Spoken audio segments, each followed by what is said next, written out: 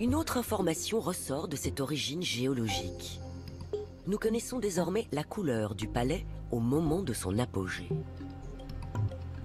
On voit ici qu'on a une pierre qui est dans les tonalités gris, clair, blanc.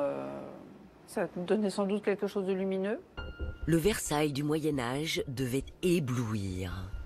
La couleur de sa pierre mise en évidence et les bâtiments exhumés par les fouilles archéologiques confirment bien l'apparence du palais de la Cité tel qu'il a été représenté pour la première fois dans l'enluminure des très riches heures du duc de Berry.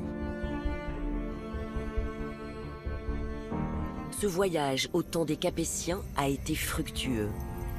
Yves et Marjorie vont pouvoir sortir de l'ombre les premiers bâtiments identifiés du palais de la Cité.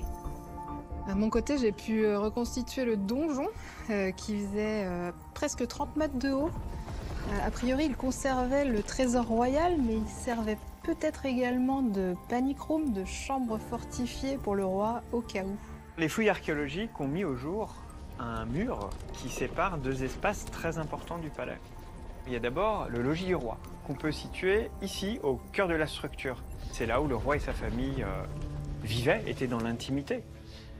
Et on a une seconde pièce du puzzle qui est apportée par ce mur, ce jardin, qui était positionné ici, sur la pointe occidentale de l'île.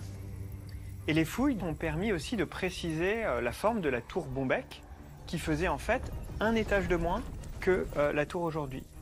D'ailleurs, on peut faire ce réajustement sur les autres tours, la tour César, la tour d'Argent, sauf la tour de l'horloge qui, elle, devait ressembler au beffroi d'aujourd'hui.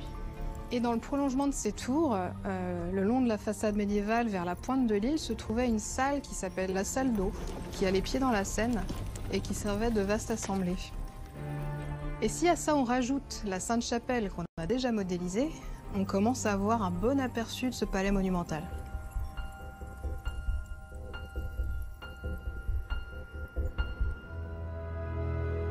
Notre trio